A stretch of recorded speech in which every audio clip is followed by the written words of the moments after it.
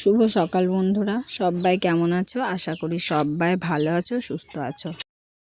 বড়দেরকে অনেক অনেক প্রণাম আর ছোটদেরকে বুক বলা ভালোবাসা জানিয়ে আজকের ভিডিওটি শুরু করছি। আমি নদিয়া থেকে রিঙ্কু তোমাদের কাছে নতুন নতুন ভিডিও নিয়ে আসছি। তো প্লিজ যারা এখনও পর্যন্ত আমার চ্যানেলটিকে সাবস্ক্রাইব করোনি, সাবস্ক্রাইব করে দিও। আর যদি তোমাদের চ্যানেলটাকে ভালো লাগে তো লাইক কমেন্ট শেয়ার করে পাশে থেকো। তো চলো বন্ধুরা, আজকের ভিডিওটি শুরু করছি।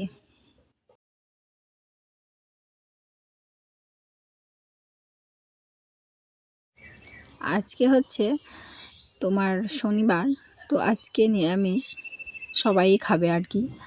তো সকালবেলায় তোমাদের দাদা শুধু লঙ্কাই নিয়ে এসেছিলো কালকে হাট থেকে, লঙ্কা আর আদা। তো আমি কি করব লঙ্কা আদা দিয়ে বলো রোজ রোজ। তো ভাবলাম কি রান্না করি। তো ফেলে দেওয়া কলা ছিল, মানে যে কলাগুলো পাকাতে দেয় সেই কলাগুলো বাদ দেওয়া ছিল, তো ওগুলো গরুতেই খায় আর কি। তো কি করব ঘরে সবজি নাই ভেবে কলাগুলো বাইরে থেকে নিয়ে চলে এসে দেখো আমি ছাড়াতে বসে পড়েছি। তো এখন বাজে কটা মতো, এখন এই 7:30 8টা মতো বাজে। আমি সঠিক কিন্তু ঘড়িটা না দেখেই কিন্তু ভিডিওটা শুরু করেছিলাম।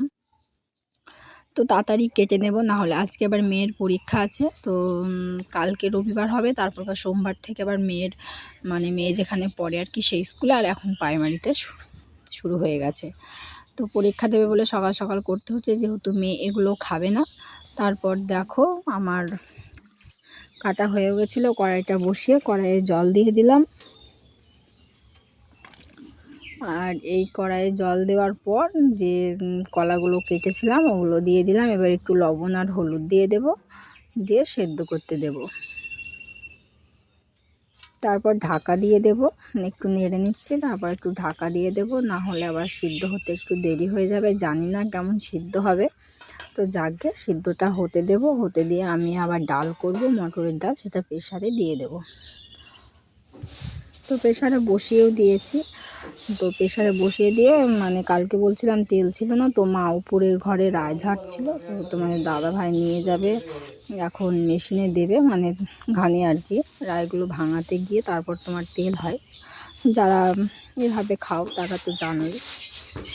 তো মা ঝাড়ছিল, ততক্ষণ সিদ্ধ হচ্ছিলো, তো আমি দেখতে আসলাম। তো গিয়ে দেখি এবার কেমন সিদ্ধ হলো। তো দেখো প্রায় সিদ্ধ হয়ে এসেছে।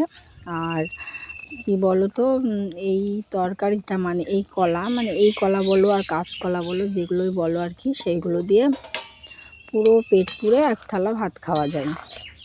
তো আমাদের বাড়ির সবাই খায় এই তরকারিটা, মা বেশিরভাগ করে কিন্তু আমি করি না, যেহেতু আজকে আমার প্রয়োজন ছিল। বলে না খিদে পেলে বাঘে ধান খায়, ঠিক ওরকম। তো দেখা যাক, হয়তো খাবে না আমার মেয়ে। তো ভাতের ভিতরে আলু দেওয়া ছিল, সেই আলুটা দিয়ে মেয়েকে পরে ডিম দিয়ে বানিয়ে দেব, যেহেতু মেয়ে স্কুলে যাবে। ও বললো যে মা আজকে আর খাবো না, তো সেন্টারে খিচুড়ি দিয়েছে, খিচুড়ি খেয়ে চলে যাবে। আর মেয়ে মনে হয় সেন্টারে চলেও গেছে। যাকে যা ওদিকে যা করে করুক, আর মা ছেলেকে ধরে আছে। তারপর তরকারিটা হয়ে এসছে, এবার ডালটাও করে নিচ্ছি। করে নেওয়ার পর একদিকে ডালটা হবে আর আমি ওদিকে বাসনটা ধুতে যাব। তো দেখো তারপর আমি বাসনটা ধুতে চলে এসেছি, অনেকটা বেলা হয়ে গেছে। মেয়ে ওদিকে মানে সমস্ত বাড়িতে আর কি যে সব কাজগুলো থাকে সেগুলো আমি সমস্ত সেরে চলে এসেছি। এসে এবার বাসনটা দিয়ে স্নান করে নেব। তারপর আবার ধরো স্নান টান করে যে সমস্ত কাজগুলো আছে সেগুলো করব। এবার তার ভিতর থেকে যেগুলো যেগুলো আমার তুলে ধরার মতো সেগুলো ধরি। এবার সকল সময় তো বলি যে পিছন পিছন ক্যামেরা নিয়ে ঘুরে বেরিয়ে আমার অতটা হয় না, আমি পারিও না। তো ওই জন্য আবার চলে আসলাম। আর দেখো পাশে কেউ ছিল, মানে কেউ ছিল বলতে পাশের বাড়ি পিসি ছিল, পিসিও বাসন ধুচ্ছিলো। তো দুজনে দুদিক থেকে গল্প করছিলাম। তো তাড়াতাড়ি না করলে আবার, যেহেতু এই জায়গায় সবাই মিলে কাজ করে, তো পর পর করে নেবে। এবার আমি চলে গেলে হয়তো মা আসবে, এইভাবে সবাই মিলে কাজ করবে। তো ওই জন্য আবার ঘরের ভিতরে ফ্যান চলছিল, তো ওখানে গিয়ে আমি অডিওটা দিতে পারছিলাম না। এখন বাইরে এসে অডিওটা দিচ্ছি।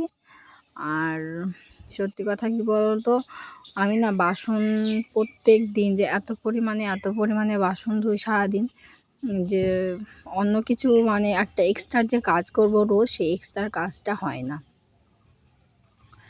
তো তো তারপর আমি ভাত খেতে বসে ক্যামেরাটা করছিলাম, তো তখন তোমাদের দাদা বলছিল খেতে বসে কোনো ভিডিও করবে না, সারাদিন তুমি যা করো করো, তোমাকে কিছু বলবো না, কিন্তু খেতে বসে তুমি ভিডিও করবে না। আমি বললাম যাক গে, ভিডিও করবো না, ঠিক আছে।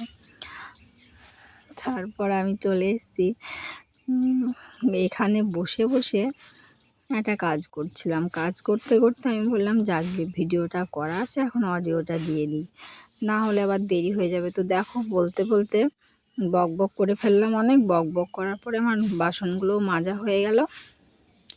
কড়াইটা মাজলাম, আর আগে কি বলতো না তো, কড়াইতে মাটি দিতাম, দিয়ে প্রচণ্ড দাগ হয়ে যেত।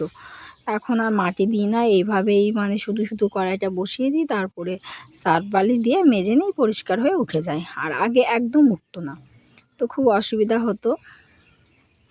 তো দেখো আমি পরিষ্কার করে মেজে ফেলেছি, আর স্পিডটা বাড়িয়ে দিয়েছি, না হলে ভিডিওটা যখন করেছিলাম মেয়ে বলছে মা 11 মিনিট হয়েছে, তোমার যেহেতু অতটা লাগবে না, তো ওই জন্য অল্প করে নিয়েছি। দেখো কালিটাও তুলে ফেলেছি, এবার ভিতরটা একটু পরিষ্কার করে মেজে নেব, নিয়ে ছেলেকে নিয়ে আসবো, ওকে তেলটা মাখিয়ে একটু দাঁড়াতে দেবো, দিয়ে স্নান করবো।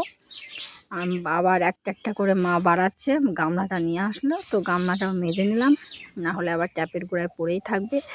আর কি বলো তো, সব থেকে বড় বিষয় হলো নিচে ইট পাতা আছে, ইটগুলো সমানভাবে পাতা নেই, দিয়ে বাসনগুলো সব টোল খেয়ে যায়। তো চলো বন্ধুরা, আর কিছু বলছি না, টাটা।